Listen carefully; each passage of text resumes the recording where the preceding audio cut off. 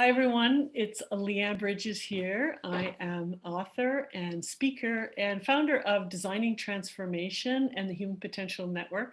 My work involves helping individuals, entrepreneurs, and leaders really step into their higher purpose and live their potential. I am so excited to be speaking today with Patricia Cori. She is incredibly prolific and prophetic, I'm going to say that 3 times fast, best-selling author. And she's earth activist and public speaker. I really see, some of you know that I talk a lot about change leaders. Change leaders, I define as not necessarily people who have large followings or big titles or big portfolios. They're ones who really have lived their authentic purpose and potential and make a change, whether in their smaller community or society at large. And I can't think of somebody that better represents that than Patricia. And she has been dubbed the real Indiana Jones by her fans and media, and really an inspiring icon of truth. She really, what I've seen over the last year is very much challenging the status quo and confronting a lot of the issues that concern us today. She has actually published 14 books in 20 different languages, which I'm so impressed with because I had one, it took me 9 years to write. And but her latest work is the New Syrian Revelations, Galactic Prophecies for the Awakening Human Collective. And that was released in 2017. And I really recommend that you read that. It's very much prophetic in what's happening today. So welcome. Thank you so much for joining me today. Thank you, Leanne. What a lovely introduction. Thank you so much. Awesome. So maybe if you could just tell us a little bit about the work that you do today and how it relates to what's happening kind of on the global scene, if you will. Okay, well, speaking of prolific, I've got a contract, just got a contract from a new publisher for a new book. Wow, amazing. So another book is being birthed as we speak. And I also write screenplays, and I've been pretty successful from the point of view that having had no experience or education, I should say, or training, I have one screenplay now in pre-production, and I have another in development, and another one that's running the gamut with producers. So, and as far as what my work is about, it's always the screenplays, the anything, any of my speaking and my YouTube channel and the books, etc., are always about the empowerment of the other, the ability to look at reality instead of putting blinders on. I don't believe in blind faith. I don't want to be blind to anything. I don't want to be locked into a belief system about anything. So my work is about slamming people with what I understand as reality, which I will never be the one to say with the truth because we think we know it, but all I can say is my understanding of it, and helping people face it without the blinders, without saying, oh, I can't deal with that. That's too dark. I want to stay in the light. And it's like the light needs to shine into those dark corners. And if you are a person who is involved in raising consciousness and, as you say, a change leader, or just, a mother or a sister or a teacher, then you have really got to be able to help people look at the distortion of reality and ask and find ways that they can affect that. Otherwise, we're just, we call people who aren't willing to do anything sheep. But if our trajectory is simply, well, oh, I don't want to talk about that, let's just talk about good, happy things, then you're not grounded in reality and you're weak. You're creating a handicap in yourself that you don't need to do by being unaware, not willing to face reality as it is unfolding, even though it seems like a dystopian reality. And therefore, you are limiting your ability to affect reality. So I'm all about affecting reality and in the inner and in the outer worlds to make it a better world. It's amazing. And this is not new to you. You've been doing this maybe all your life, but in the last 25 years, you've been writing books and channeling and so forth, and really challenging the status quo. It's amazing. In the last Yeah. year and a half uh, or so, sorry, go ahead. Sorry, I was just gonna say, even as a child, I was saying things that were perturbations for the teachers and the kids, and I was talking about UFOs when I was 5, and um, I've always been a little bit walking on the margin of consensus, and I will to my dying day. That's awesome. I think in some ways that the people who were like that when they were young, I kind of called myself, I was a rebel when I was younger, is that they're kind of the early risers in this whole process. It's not like a better or worse. I kind of like the analogy of, the mother who wakes up early to prepare for the family, the kids and the husband or whatever.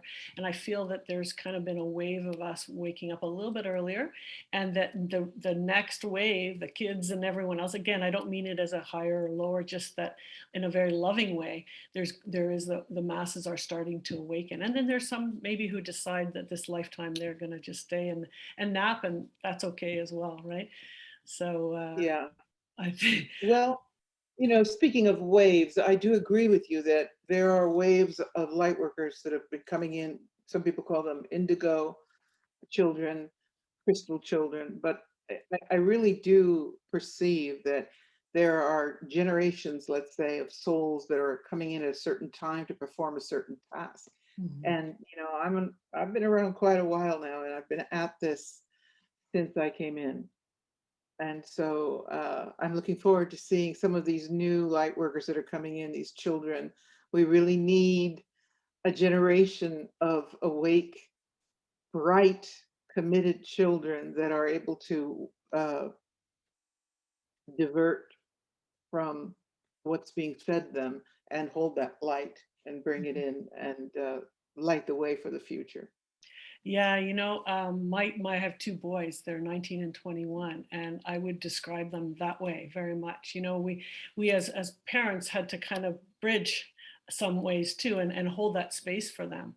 But I'm really amazed at how they have, we always say kids teach us, but they taught me very specifically. My older son has been teaching me the things that I learned over the last year and a half about freedom and sovereignty and all the things that you speak about and so forth. He's been teaching me that since he was 13, and I've been fighting with against him for all these years until I started to realize, yeah, he had something to tell me, and my younger son is like this incredible channel, like this spiritual channel all of a sudden over the last year and a half. So it's wonderful to see this and to see the potential, because it took me into my 40s when I lost my husband to really wake up to my life.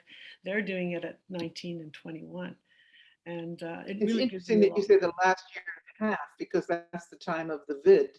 Yeah. So I would understand that to mean that what I've been telling people is that we look at this vid as such a horrific Yeah, crisis, but it's also an extraordinary opportunity exactly. because it's forcing open a lot of sleepy eyes and bringing out power in people, strength in people. So that's an exciting thing that you mentioned a year and a half. That fits. Yeah, that I love that, and that has happened to me personally in my life while losing my husband and raising two kids on my own, and I see that these very challenging times on a global level is doing that as well.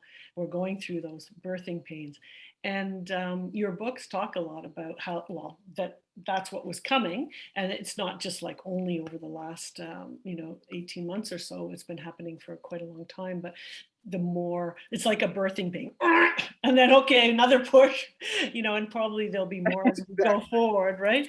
What I've been seeing is this kind of rising of consciousness from the third denseness to a higher level of awareness, and what some of us call more the fourth and fifth dimension, that kind of thing. And kind of what you were talking about a little bit before was we can't just ignore the third dimension and what's happening in our reality. But with an eye to where we're going, I think helps inspire us. I'm curious about with you how you've been maneuvering being in the third dimension, all that's happening, while having a very clear view of, and you've been guided where we're going. How do you maneuver those two? How do you stay in seeing what's happening and then being able to maneuver and stay inspired to continue through? That is a very good question. I am in love with the earth. Mm. So I am, I was a clairvoyant from birth. I mean, I didn't have to work my way into this. So I've had a different perspective from a lot of people. And in fact, forever as a child, I didn't know that everybody didn't see psychically. So it took me, I had to learn that. And therefore, I had an extraordinary experience because I see the energy fields of plants and animals and people. And um, I've been in love with this earth since I was born. And I know that I chose to be here. So a lot of people are demonizing the third dimension. It's like, Mhm. get rid of it. We're ready to soar on. I'm like, hold on a minute here. Have you looked out the window? Have you looked at a forest, at the ocean, the dolphins? I mean, what an honor to be in the third dimension on this planet.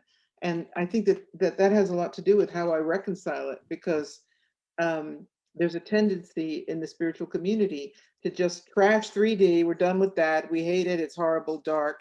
It's not the dimension that's dark. It's the fact that it's a polar extreme between darkness and light. I choose light.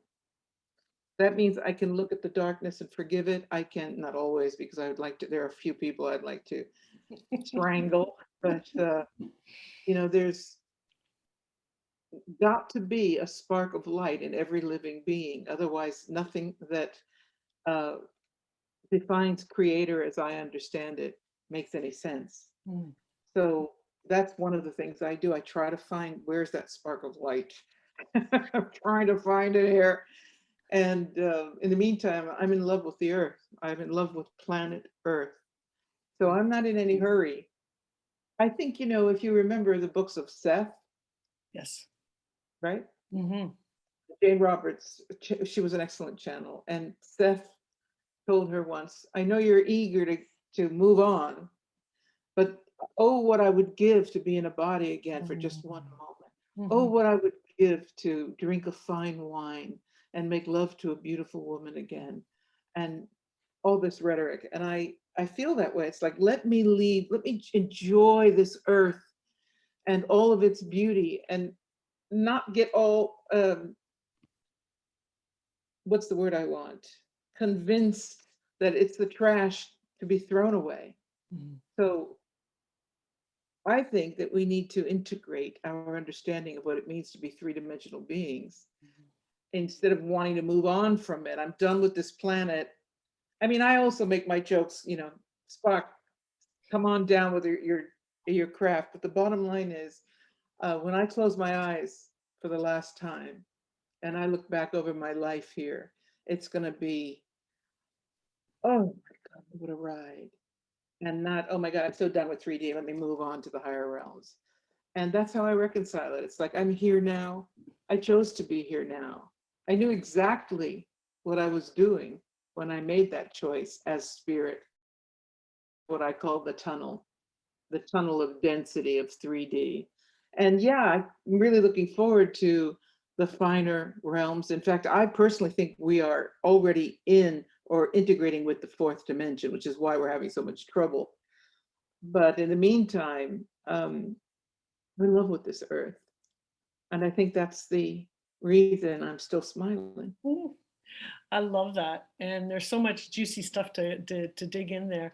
One of the things that when my husband first came through to me through a channel, my friend who is a channel, the very first thing he said, which relates to what you're talking about, is that my friend that was a channel had just eaten a cheeseburger. He goes, "Oh, I wish I could eat that cheeseburger again." And I laughed so hard because he was such a cheeseburger fan. He loved it. He wasn't super healthy, but he loved that. So I love it. And one of the things that I've been getting over the last while is that, and you talk about the matrix, kind of like a metaphor idea, that the matrix is run by game masters. We're part of the game masters, but what we call villains and everything like that are just part of the game masters. Like, you have to create a game, you have to create the rules, you got to create the protagonist and all that kind of stuff. And when we kind of look at them always as bad, as opposed to they're helping, we decide to come here, we decide to play in this game for the deliciousness of the game. We look at things from a different perspective. Do you see it that way at all, or I don't know? I do completely, because when you own the understanding that you chose to be here, Mhm. my personal, I hate to say belief system because I don't like to be locked into anything, but my interpretation is that we chose the date, the parents, the environment, the scene. Like you said, the game masters are like the theater. Yes. And we knew when we were going to come in, and we know when we're going out. Yes. And other than that, everything is a free fall. You can go around bouncing around this tunnel, this of density, all you want, making mistakes, making great strides. But I believe that wholeheartedly, that it's already predetermined when I'm going out. And the exciting thing about that is it takes away fear of death. And Mhm. that means it takes away fear of illness and disease and pestilence and whatever, because I already know. Mhm. My body already knows when it's leaving this planet. Mhm. And it is so liberating to believe that, to feel that way, that it, I think it's a huge reason why I'm not afraid of what's happening right now. It's Mhm. like when it's my time to go, I'm so ready to go. In the meantime, I'm not going to waste any precious time worrying about the boogeyman. Can't do. Abraham Hicks always says, every death is a suicide. This is exactly what you're saying. Every death is chosen by us. Our individual soul decides whether it's a planned date or Absolutely. whenever we want to. And from exactly the same way, I feel that when I look at it that way, and I realize we're infinite beings, it takes away the fear of death. And everything that we've seen through the last 18 months has started with the fear of death. And that everything that dominoed from that has created this tightening of ourselves and our society, and control and so forth. So when you start with that core, that we actually decide on a soul level when we're to go, and that that's just a transition to, as infinite beings, then that core was evaporates. Then what's left is we don't need all the other things that we've put in place to stop and to control, and all those kind of things. Yes, that's a great comment. When you own that soul strategy concept, then you can just let go of a lot of things that you're trying to control, because life in a pursuit of control of the outer world is nothing but frustration. You can't control it. And when you try to, calamities happen nonstop. And then, of course, that override, the fear of everything just consumes you until the years pass by, that calamity really doesn't ever happen. Yeah. And you just keep losing more and more time in states of despair and fear and unworthiness and the whole lot. And I think that it's just so magnificent when you really sit. I mean, my work with people is to really sit them down and discuss immortality over mortality, Mhm. helping them understand, it looks like this is the big game, this life, but I got news for you. This is a joke.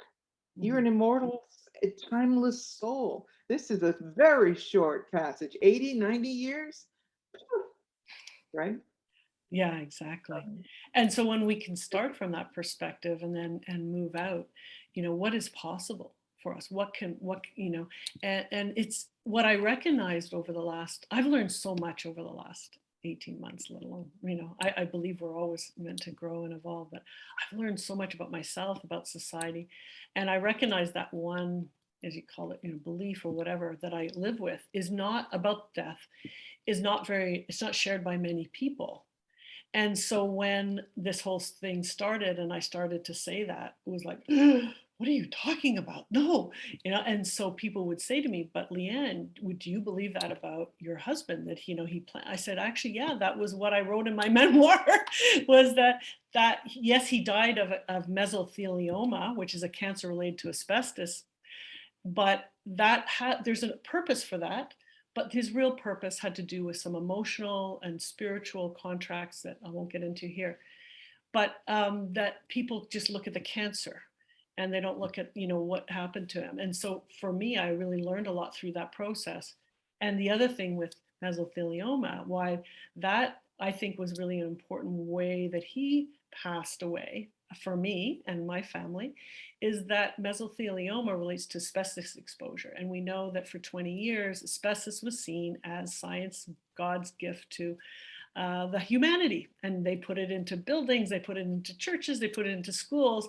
And then 20 years later, they realized, oops, this is a very deadly, toxic substance. Let's take it all out. But it was too late for a lot of people and they got sick many, many years later. So that's why this whole situation with the jab and everything is like, okay, I've seen that in real life. My father also died of bladder cancer and he never smoked. And he was a scientist, chemical engineer, and said, on his deathbed, he said, I believe it was my exposure to plastics with Monsanto back in the early 60s and 70s that caused me this late thing. So for me, that's been something that I've taken on to have my perspective of how we go through this more naturally. So the perspective of death, the perspective of how we can think all these things are great scientific inventions, and then years later we see the ramification.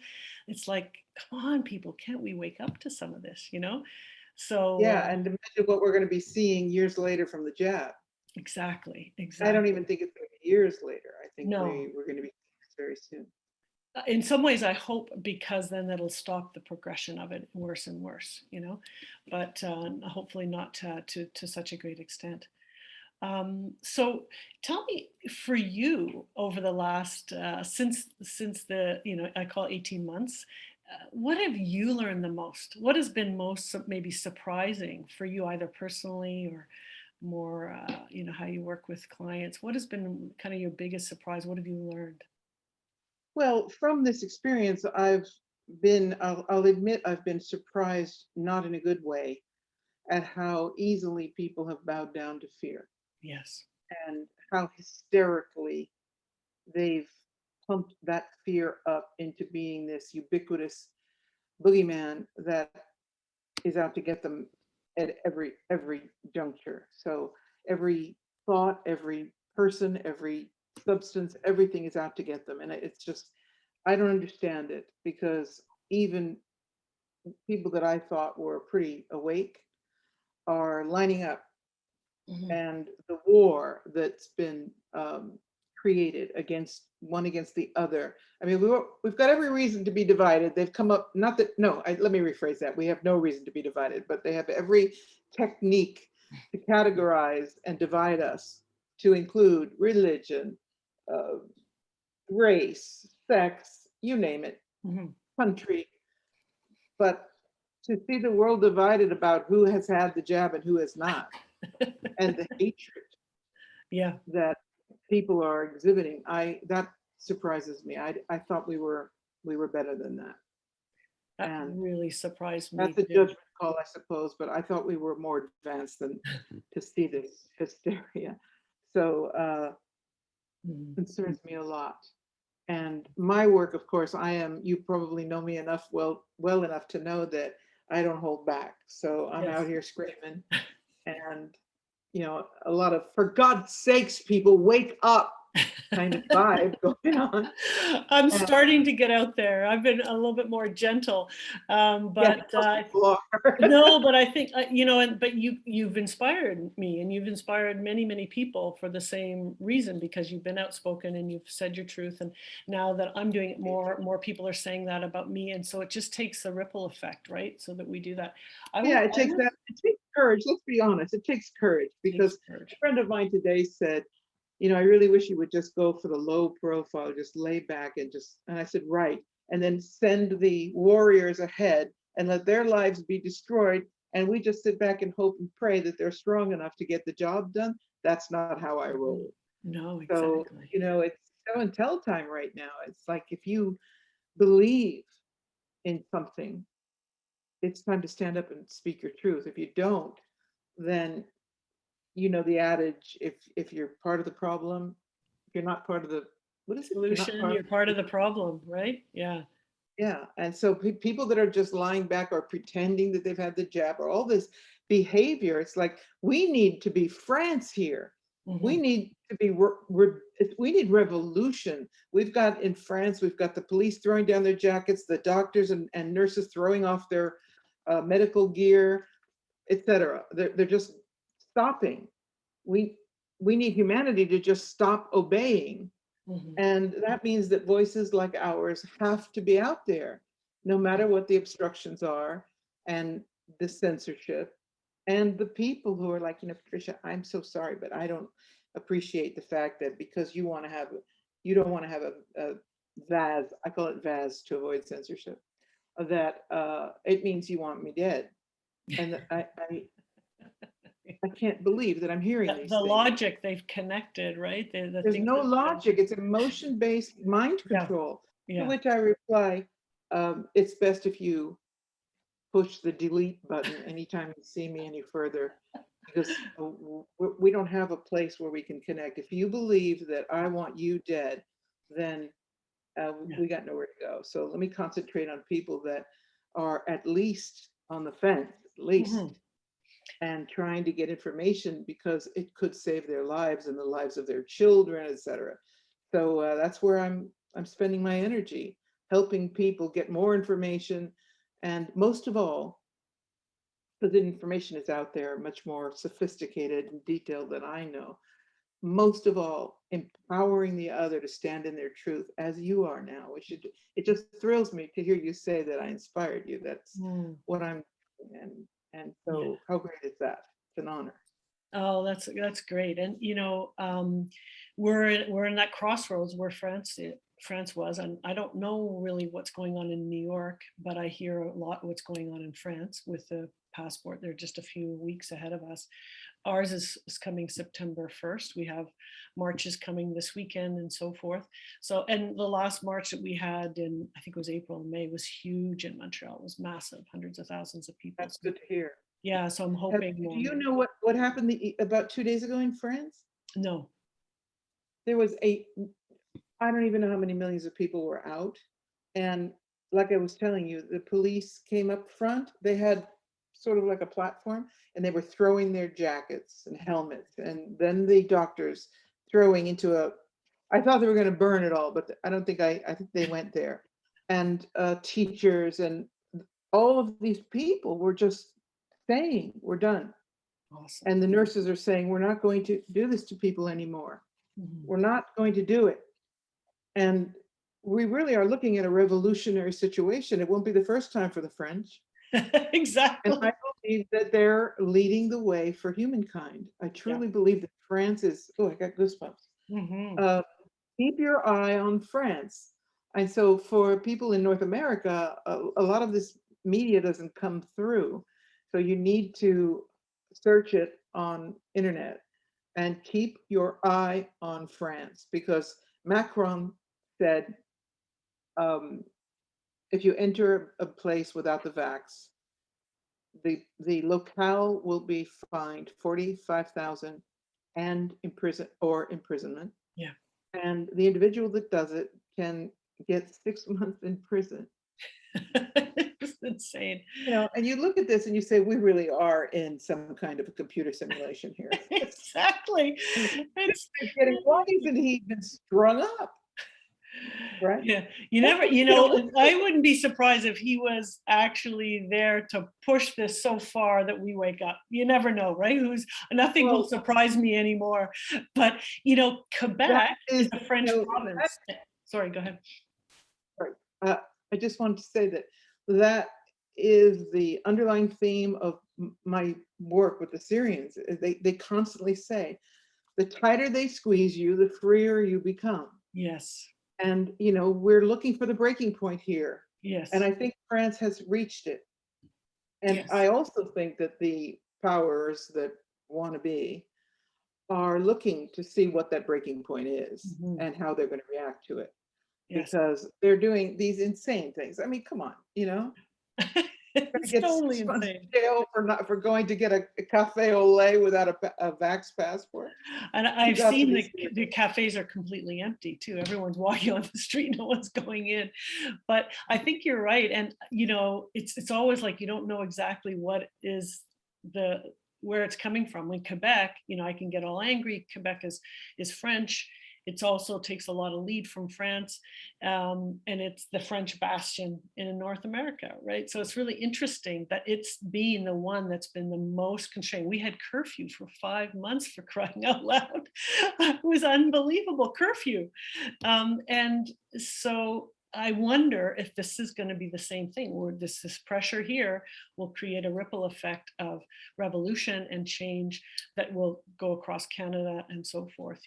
I'm very hopeful that that will Yeah. happen.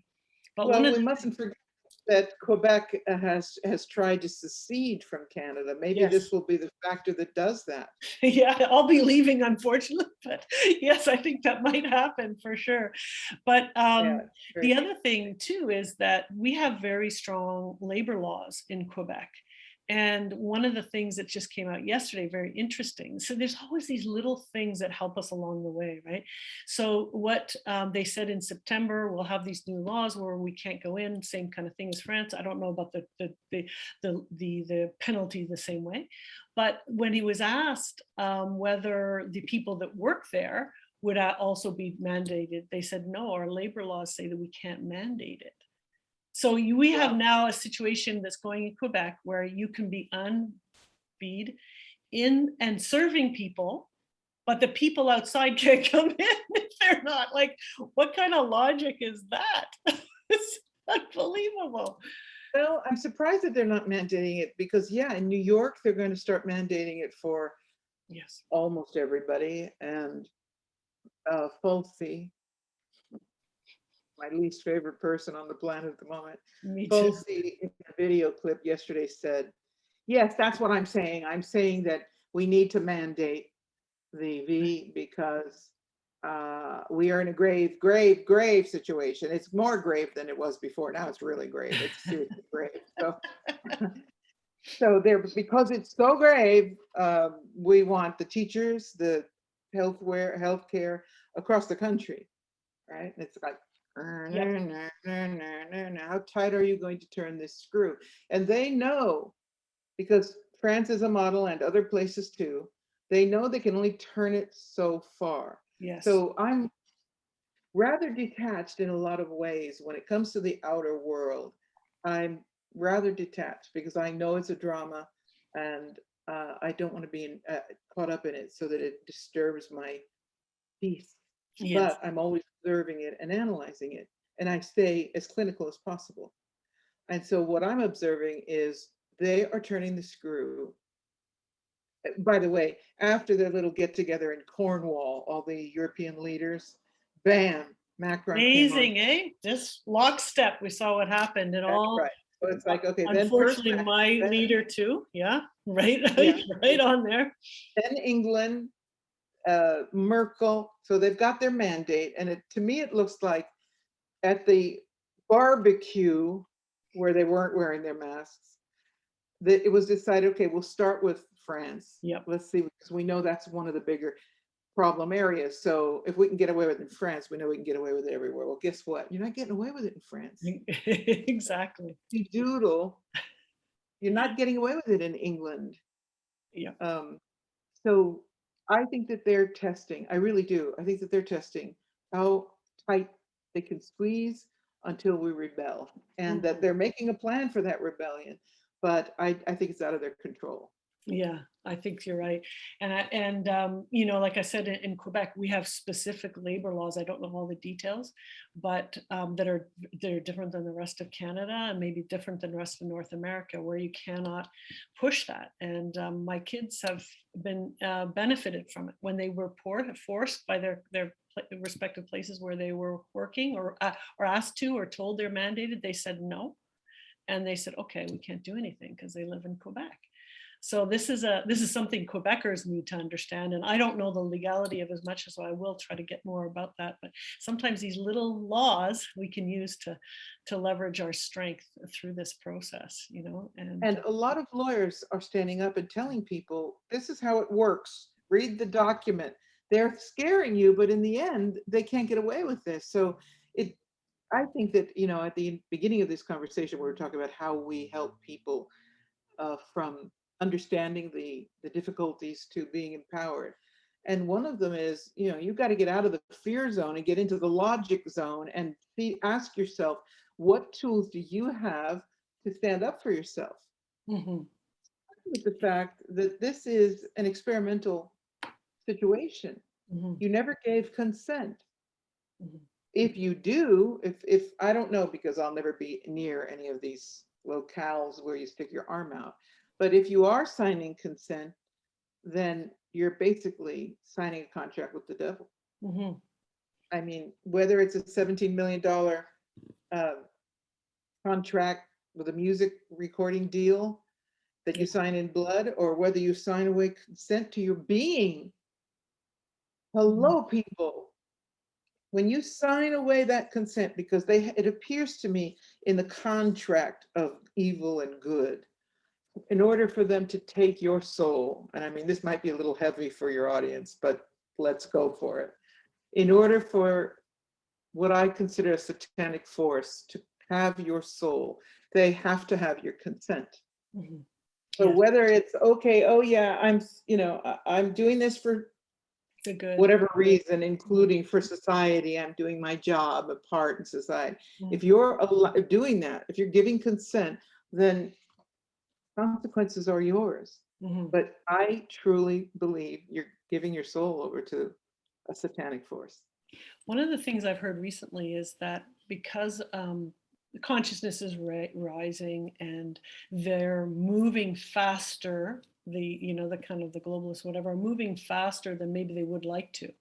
And they're bypassing Tim Wilde. I don't know if you follow him. He was talking about that. They're bypassing that. That's a spiritual law, kind of what you said, that you need consent and they need to be able to tell people what they're doing ahead of time. And then so in some way they're getting around that kind of spiritual law of non-interference by kind of telling people this is what we're doing, and then people go along with it. And his perspective is that they're going so fast, they're not doing it properly. They're getting themselves caught up, and they're not actually getting around that loophole that they've been using for, I don't know, eons. And now that he calls it the hammer of light's coming down, because they've broken the spiritual law of non-intervention by trying to speed this up so fast and shortcutting the whole situation. So I thought that was an interesting perspective. It is, and that's the word. They're shortcutting it because of whatever crisis. They realize that their grip is slipping, and this concoction is starting to stink to high heaven, and people are getting it. Mm-hmm. And you know, this getting to the point where they're telling people they're going to mandate it. I mean, I heard the director of the NIH, whose name I don't remember, say, you know, you're going to have to get your jab, because let's face it, it's your job, it's your duty as a global citizen to contribute to the healing of the planet, blah, blah, blah. And then he looks in the camera and he says, and you're not going to be able to do very much unless you do it. Let's face it. I mean, you're not going to be able to go to the theater. You're not going to be able to. But this is blackmail. Mm-hmm. Don't people recognize this is absolute blackmail? And right. I thought, okay, great. Because in the mind of people who are still avoiding it, there's, okay, I don't need the theater. Okay, I don't need to go to the stadium. Okay, I don't this. I don't care. But what happens when you can't go to the grocery store? Yeah, exactly. That's another point of rebellion. Yes. So another line in the sand, right? Each one has their line in the sand, and as it gets closer and closer to different people, that for me here in Quebec, The mandate, that was my line in the sand. That's it. I'm done now being quiet. Not that I was that quiet, but when early on when I started saying things, what it's like, just the lambasting that happened and the unfriending and so forth. And for me, some of the things that I've learned a lot in my spiritual growth has been one, seeing how judgmental I can be, and seeing the judgment that's out there, and really working on that. To me, it's all about how can I work to be of greater light and greater service. And so when people were saying that's ignorant, okay, but when they started saying it's selfish, whatever it is, mask, whatever it was, that's where I started going, ooh, I was taking this very hard. So I learned, okay, so that's just a different belief system. They're seeing what I'm doing as selfish is not really, I don't have to own that. That's really just a belief that this leads to that. And so they made the conclusion that I'm selfish. When I know myself, I'm doing what I can for humanity. I'm actually, I believe, standing up is helping humanity. So different belief systems versus this the lowest level of consciousness of shame. We know, David Hawkins' map of consciousness, we know shame is the lowest level. And that's being fed to us through our media, through our government officials, to use shame on our friends and family members.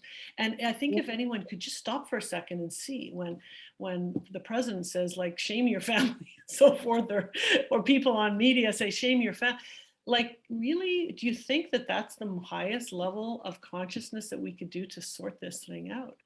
Well, the thing is that they are mind controlled. So when you, like you said, the new term that I've heard is shunning. You've got to shun Yeah, people who don't yeah, get the jab, and you've got to yes. shun your family. And it's like, whoa, that's a big word. A posh way of Shun. saying shame, right?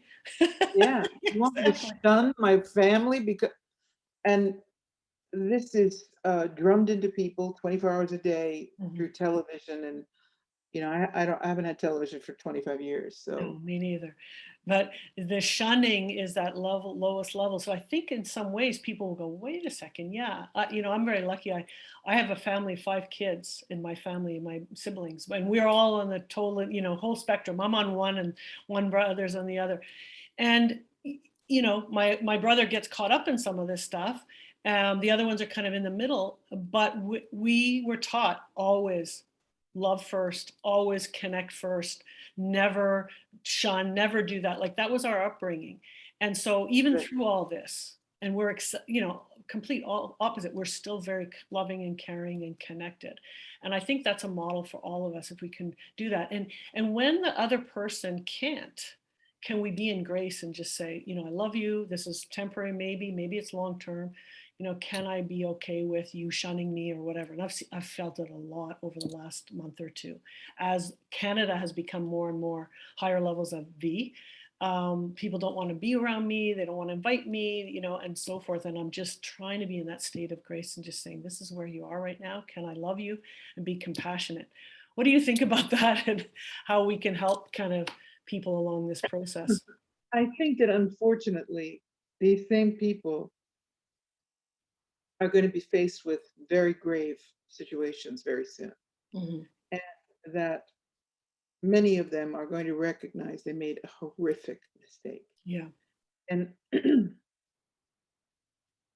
I have so much compassion to think of someone who bought drank the Kool-Aid, bought it and drank it, and then wakes up and says, "Oh my God, everybody's dropping dead around me that's had this jab," Mhm. or paralysis, or the list goes on. And they're going to be needing help. Mhm. And so my idea is just don't falter. Just Mhm. keep giving what you can. Don't falter, don't bend, don't break. Just keeps being a steady light, a Mhm. steady stream. And when these people are in that kind of dire straits, they will come back Mhm. and they'll be seeking help. Some of them won't be helpable, but um, to be in that compassion, to be in forgiveness, to be in a new role instead of Mhm. trying to convince people, which is I'm bored with that. It will be a new role. That's like, okay, so how do you help me now? I accept the fact that I made a terrible mistake. What help is there? And hopefully, several doctors are working on I don't think there is a cure for having the jab personally, Mm, but there can certainly be things that can mitigate the mhm, damage. mhm, So that's what I think. I think just be steady, be a lighthouse, don't falter. mhm. What comes out of your heart, no matter how many people walk away, there will always be new people that come. And in my case, I mean, I just, I laugh when somebody says, I can't talk to you anymore because you're French, and I've known them for 40 years Same here. of Same here. friendship and joy and experience together, and you're not going to speak to. I find it ludicrous. I Yeah, really do. I've gotten past the point where it hurts my feelings. It's like, let me understand this. So you're no longer speaking to me because exactly. your position on the jab means that you don't care about anybody but yourself. Yeah. I go, well, you must be right, because I'm going to push the block button now and consider the friendship severely, no, sorry, severed. Click. And it's, it's just, that's what I have to do in order to maintain my sanity. Right. Because anybody that can go into that space, I feel is deranged. Mm. You Well, can say to me, I really don't agree with you. yeah, Let's talk about it. Where yeah. are you coming from? But to just deny my existence because I'm not on the company payroll, I delete these people. And the others, as I was saying, you said, how do you cope with it? I'm trying to help. I've gotten several people not to do the jab. Mhm, And I feel that that's a great, great service. mhm, And I think more people are going to be turning around and looking for help, and I'll be there. That's mhm. how I. Awesome. Yeah, I think that what I've seen is that people, for me, I always come back to what am I here to learn from some of these traumas, like you're just talking about, a friendship that of that and the judgment that comes through. And each time I just, okay, so what am I here to learn there? And what judgment feels like, what misunderstanding when someone says, let's say selfish, it's, well, I recognize it's a total misunderstanding of where I'm coming from. Do I have to spend time to rationalize, explain? No. But with one friend, I just said to them that same thing happened to me. And I said, I hope in one day you'll understand it's not about selfishness, but it's about a different perspective, a different view of what's going on. And I love you dearly. And I wish, I respect your opinion and what you're doing. And hopefully as we move forward, we'll connect again. But that's kind of how I've learned, because I'm seeing that this is my path to learn. How do I stay in love and compassion with these people? And when it's being thrown at me, because I've never said to other people, you choose what you want to do based on the information that you're getting. But when it comes to you telling me what to do, that's where, again, I draw the line. It's like, no, I'm a sovereign person. And I think that sovereignty is one of the most important things, and how we balance being in service and living our purpose with sovereignty, of being able to make our own decisions, mind, body, spirit, environment, moving around the planet, and all that kind of thing. And I think that's what's I being think that tested a lot right now, right? I think that recognizing your sovereignty is the most important thing Mm. that you can do. Can you And explain that more? pardon me? Can you elaborate a little bit more on that? Yeah, I think that recognizing, again, going back to the discussion of the soul's intent, Mm. it's just recognizing that you are a sovereign being, a soul in transit, and that your passing here is to learn and to grow and to acquire skills and more gifts, and to heal whatever needed healing from other lives. And that if you don't get it, it's no problem. You can incarnate again somewhere else. So it's just, part Mhm. of the process of going up the spiral of light, reincarnation, and then traveling up the dimensions until you don't need to do it anymore. Mhm. But for me, at this moment on planet Earth, the most important thing for people to understand is that you are a sovereign soul. You do not have to bow down Mhm. to this movie, this illusion. You Mhm. do not have to bow down to the other who demands that you kowtow to their belief system, otherwise you're toast. Mhm. You can simply say goodbye. Mhm. And it's going to be painful, but there will be new people who come into your life and say, thank you for who you are. Thank you for what you're doing. And that's growth. Mhm. And, in the end, it's important to be able to let go. You just outgrow things, outgrow people who choose, like you said earlier, choose to be bound to that, locked in to their fear. It's like, okay, that's your choice, mine isn't. Mhm. But the difference is that they're not able to say, well, I respect your choice too. Mhm. Let's have lunch without discussing it. Mhm. It's no, it's either my way or the highway. You're done. Okay, goodbye. And And in my experience, of course, I have a global audience yes, through the internet. I've seen a lot of people go and I've seen a lot of more people come. yes, And so that's life. yes. And, But that I'm happy to understanding say, that you're a sovereign soul, that beautiful concept, no matter what, I know that I came in to do some stuff and I'm going out to do some more. And whatever unfolds is just transitory. mhm, So I'm not going to get attached to it. I yeah. am a sovereign being. I'm not going to get sucked in. And I feel there's a large group in the middle that are very respectful and very, I talked about in my family of five. While we all feel very differently, I feel they're all quite respectful of me. They may fear for me, because of whatever they've been told. And I see that in my friends group and my clients and so forth. There's a lot of people in the middle have chosen one thing or other, but are respectful of where I'm coming from. And the other ones who are not as much kind of seem to get more of my attention, I guess. That's something I need to work on. But I think there's a lot in the middle who are respectful. And I think the more that this gets pushed, those people will say, hey, so again, I come back to there's a lot of people I know who have got the jab who are against the passport. So people think they're all one, bundle them all up in one lump. But there are a lot of people who are saying no. And actually, I know someone recently I was having a conversation with, she said, I am not getting it. I don't want I didn't really want the jab, but I got it for blah, blah, blah. But I really didn't like it. I'm certainly not getting the passport because then that, I'm buying into a system of tracking and tracing and where that leads. I'm not doing that. And a lot of people I know who are very, pro the jab are really against this. So there's a line in the sand for them as well. So that gives me inspiration and hope that more people will see as we push further along. Yeah, and Push there's back also down. the issue of the realization, the more and more information is seeping out, no matter how they try to kill off the doctors, and several doctors have lost their licenses, aren't allowed to practice. Yeah. The censorship is, but it just keeps coming out because it's the truth. It's It's whack-a-mole. gonna You come. can't keep the truth down. It keeps coming up somewhere else, right? And I have so much compassion for people that have had the two, Mhm, some three now, and are starting to hear this information and realizing it's true.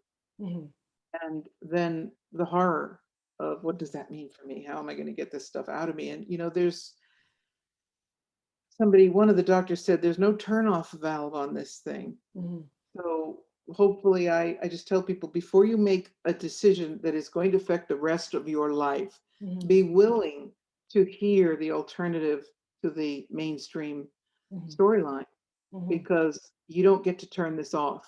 mhm. So Yeah. it's your body, it's your sacred temple. Pay attention. Yes, And and this the sacred temple and the sovereignty, I come back to your points earlier, is that as you said, it's the core. It's the core. Like if I talk about change leadership, to me, everything starts with being an inner leader, self-leader. And this is something that people in even business are starting to understand that what is inner leadership? Inner leadership is about self-awareness, right? It's about self-mastery. It's about understanding who you are, your purpose, and working from inward out as opposed to I have to control everyone else.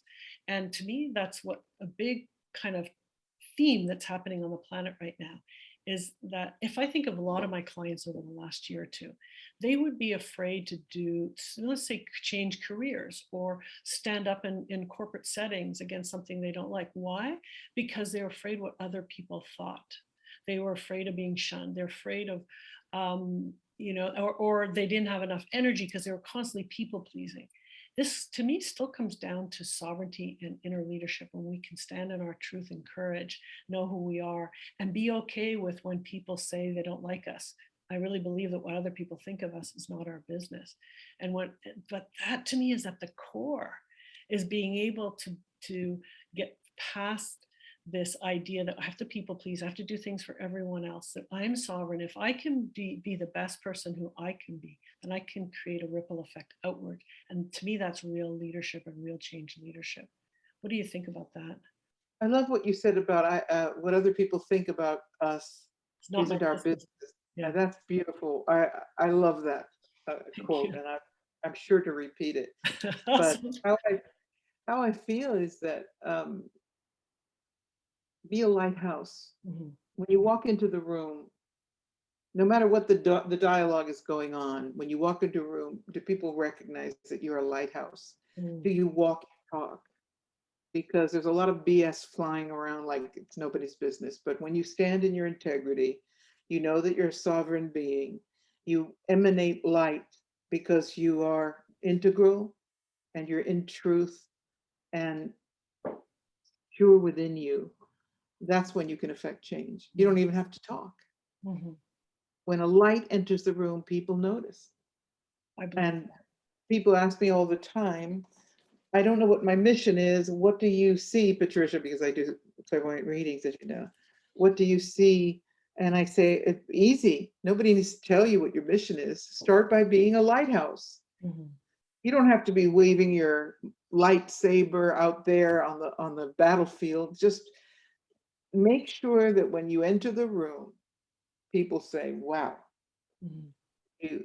you emanate that truth, integrity, and everything else will fall into place. And Mm. I think we need people at every level. We need warriors screaming like me, like you. We need people just anchoring light, just standing up, just showing up.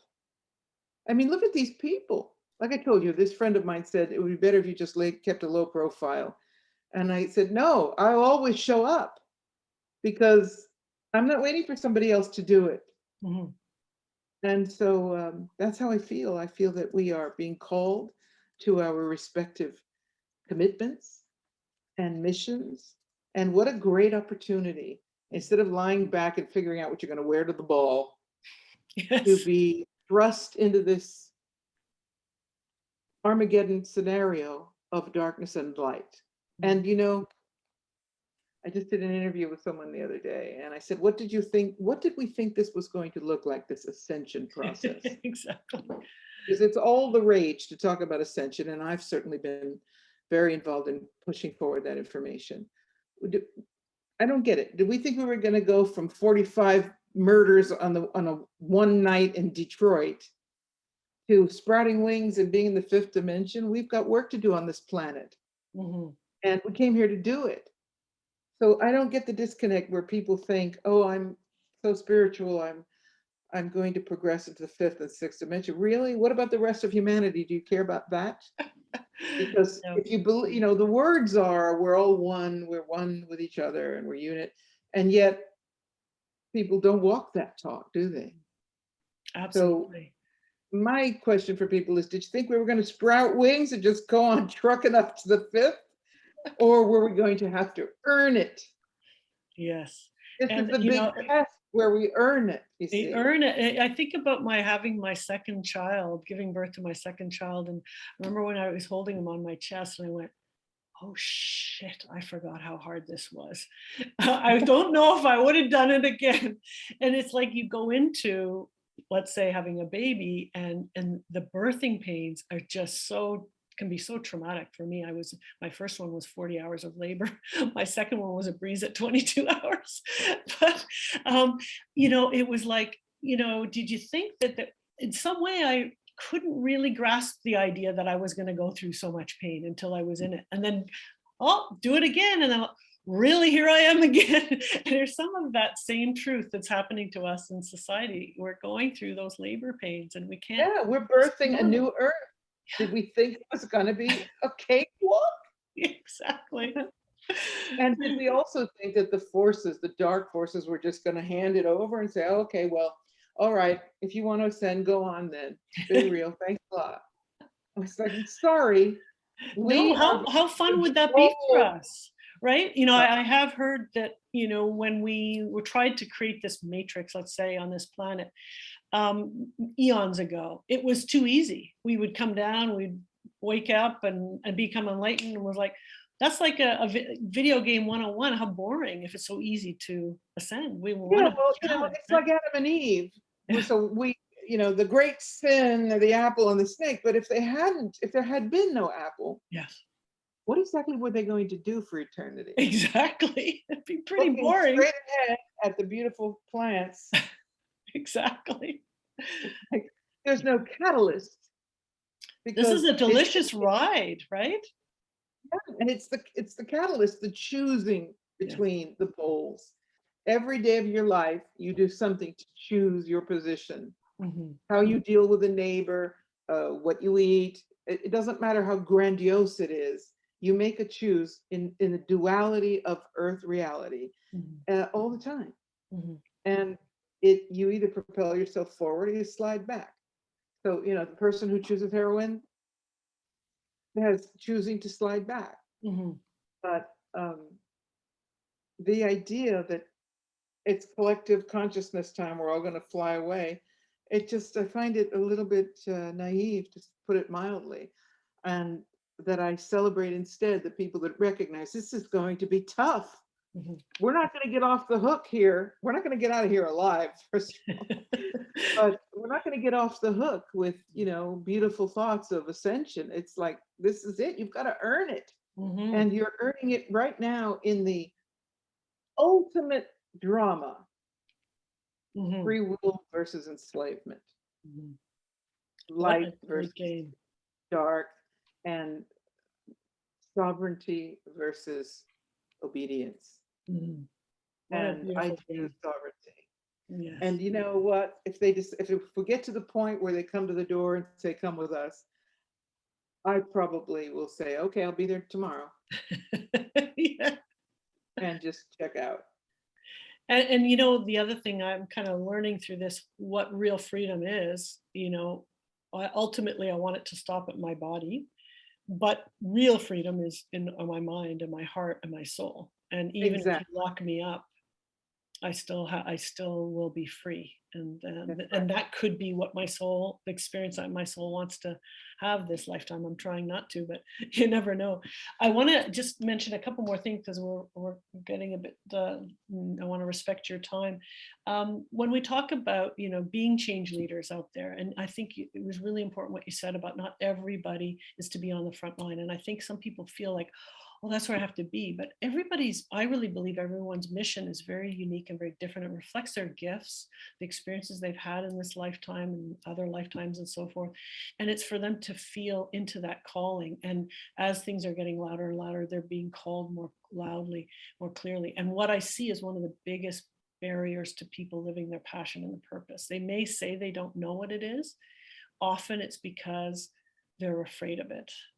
And I would say that we talk about fear a lot, but courage is not the absence of fear, right? This is where the big difference. People think that I have to get rid of my fear before I can move forward. I have to feel confident before I do something. And to me, it's about courage and bravery is stepping out when you feel that fear. You can feel terror even, Facing it and anyway. doing it and doing it and the exhilaration that comes with that. And if people could Exactly. embrace more of that, they can step into their whatever they're being called to do. If it's supporting people, we think of an army. Not everyone's on the front line. There's tech people, there's communication people, there's nurses, there's everyone. But it's just being recognized. They need the courage to step out, even when they don't, And when I they think feel it's fear. beautiful what you said, because that's how I live my life. When I decided I had to swim with the dolphins, Mm. I said, well, I got to be in the middle of the ocean. Oh, oops, darn. Yeah, exactly. And I just kept saying, well, you can't swim with contained. I don't want the semi-tame ones in Hawaii and Yes. Egypt where they come in and go out. I want wild, insane nature. So I came to the Azores, and this is why I actually settled here. And I had to confront my terror I didn't realize how much terror I had of sharks. Why? Because I'm from California, and I, as a child, heard repeatedly about people being washed up with half a body from a shark attack. And so I didn't realize that I held in my body that inane fear. Mhm. And when I jumped off that boat, I was confronted with 250 dolphins. Wow. And and in fact, while I was on the boat, because I hired the boat just for me, right? So the captain's going, Patricia, this never happens. Oh my God, there's at least 250 dolphins here. Jump in. And I'm like, there's a lot of fins out there. And he goes, they're dolphins. I go, yeah, but how do you know they're not sharks? He goes, Patricia, sharks don't usually go where dolphins are. I go, yeah, but I'm not usual. Oh my God. And he said, look, if you don't jump in, I will. And that moment of jumping into that wild ocean, the waves were not indifferent. All these fins. And what happened? I jumped in. It's a long story, so I won't dive into it, but basically, no pun intended. But basically, just quickly after I jumped in, I got hit on my arm. And I thought, this is a shark. This is what they do. They bump into you and then they come back around, they rip off your arm. And I'm doing this tape. Oh my God, it's a shark, it's a shark. And then this dolphin that hit me slid down my body all the way to the fins, leaped out of the water, landed right in front of me, and looked at me from the side and went, Oh, wow. and swam away. And I went, oh, my healer, my teacher. Mm. It broke my fear. It broke everything. It was like, broke me out of that. And, goosebumps here. And I thought, what an enormous thing to face your fear. Do it anyway is my motto. So Yes. you're scared of it, do it anyway. And then when, like you said, the exhilaration that comes after you face it, you think to Yeah. yourself, what has that been all my life? That strange shadow in my brain where I've never gone into the deep waters. I'm afraid of sharks. Nothing's ever happened to me. And it's some subconscious thing. So by facing your fear, you become so much more empowered and more free. And it holds true in every circumstance. Afraid of people will shun you, do it anyway. Yes. Say it anyway. And, and such a great metaphor too about sharks and dolphins, right? Is Yeah. and spiritual bypassing we talked about earlier. We need to be swimming with the sharks in order to play with the dolphins. Yeah. And I mean, I got to tell you that when that happened, it was so soon after I got into the water that I'm no ocean swimmer. I'm not a scuba diver. I was just a snorkel. I was trying to cope and then, wow. Wow. And then once this happened and the dolphin leaped out of the water and came back in. By the way, the captain of the boat said he'd never seen anything like that happen, Wow. ever. Wow. Then the dolphin family opened up to me. They started coming up from underneath me. They brought me their babies. It was one of the greatest experiences of my life. And it was contingent upon facing that fear.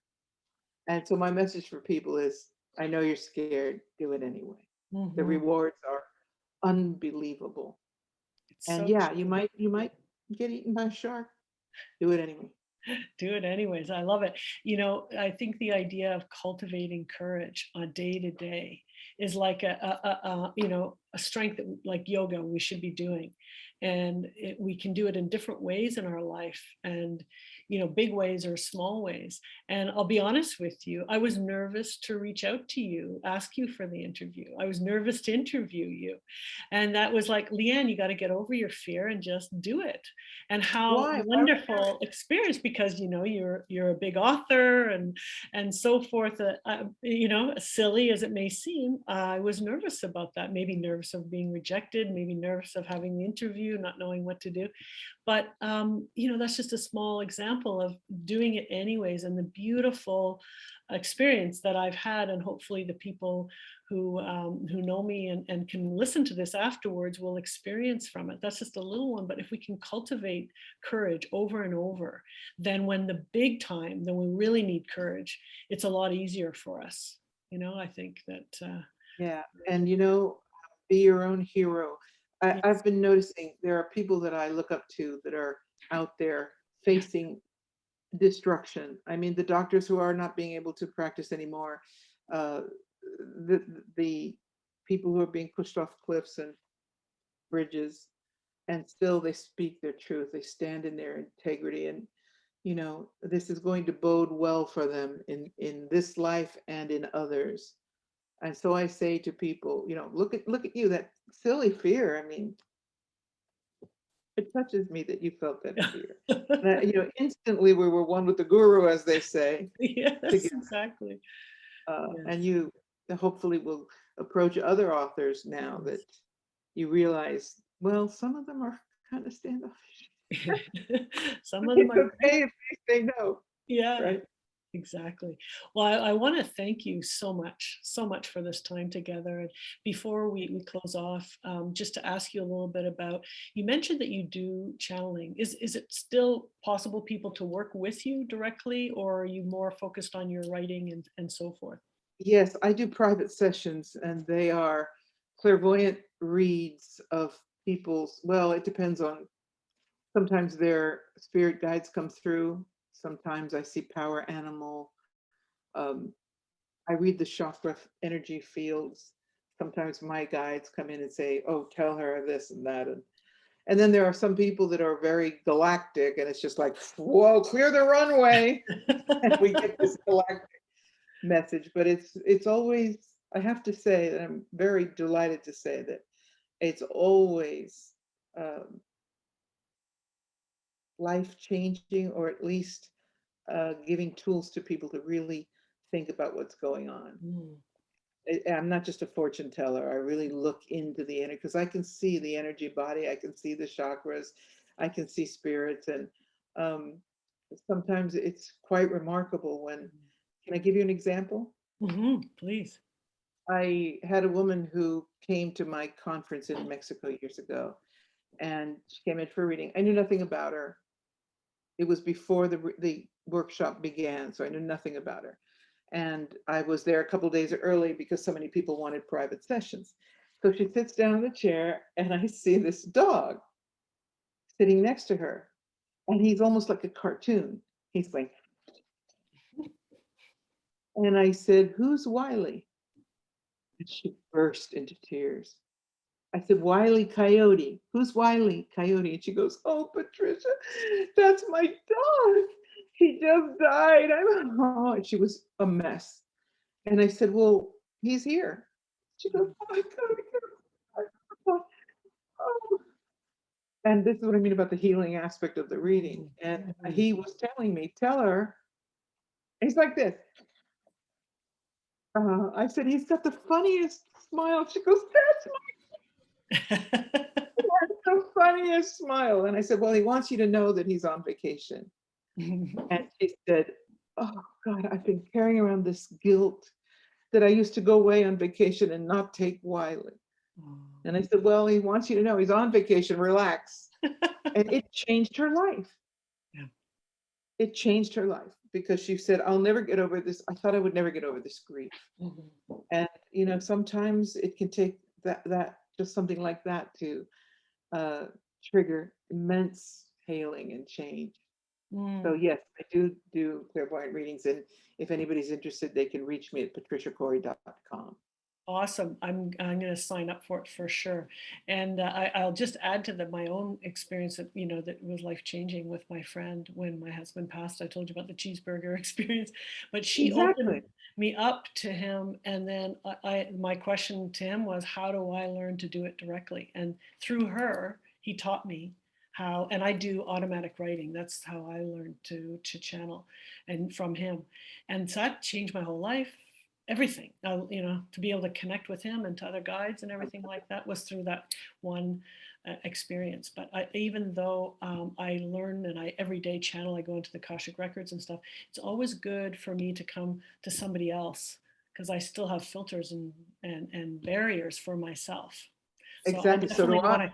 I definitely want to call you up on that. I'm gonna go on your website and sign myself So up. do I, because you have your desire, you have your overprint, you have your your rational mind interfering, and I know what I want the outcome to be, so I can't get to that blank Yes. filter space where you're just seeing.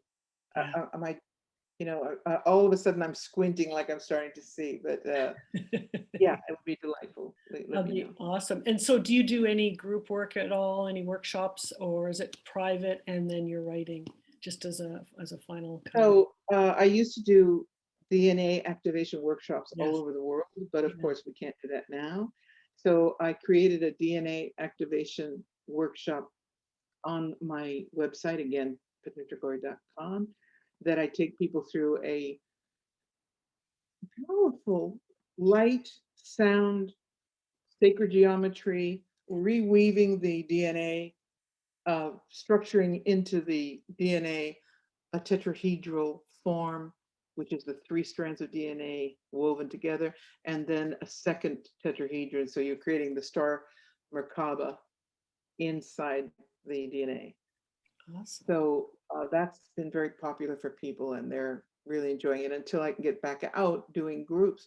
And then sometimes I do teleconferencing and things like that. Awesome. That's great. But And I'm you've not already told moving people how to because right reach now you. sorry.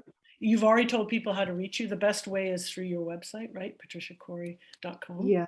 And if they want to check me out on YouTube, I'm very active on YouTube. And so I've got interviews like this, and I have three, let's call them programs. One is Beyond the Matrix for people who think outside the box. That's with a guest. And then I have a moment of Zen where I reflect on whatever. And then I have the Red Pill Report where I'm, I follow them all. oh, Yes. thank you so much. Yes, absolutely. So yeah, I recommend that people come and see them, and please subscribe when you do, and I will just keep putting it out there as long as I can. And you've been fortunate, you've stayed on YouTube, but you haven't been, there's been so many people that have been taken off. Can you still hear me? You've frozen. We'll come back on in a sec. Oh, there You we were go. for Sorry. Yeah, I was frozen. I was just interesting, but that platform has been good for you. Because a lot of people have been taken off of that platform. So Yeah, I'm surprised that I'm still there, and one of the reasons is that I try to be careful. avoid the Yeah. VAS. Yeah. I mean, I'm still talking about it, but I try to watch out for the keywords, Yes. and I expect that at any minute now they can take me down. I just don't worry about it. Yeah. And there's different But what I'm platforms. not going to do is start to try to get on all these other platforms. If I disappear from YouTube, then people are just going to have to come to my website and That's good. connect That's a with good me there. way of doing it. Law of attraction. That's awesome. Yeah, that's right. So if you don't mind, as I just finished the recording, if you could stay on a couple minutes just so I can talk to you, but I'm just going to thank you so much for, Thank you. for speaking with me today, and to It's been a the people that pleasure. are listening. And I wish you all the best. Thanks so much. Thank you. Thank you.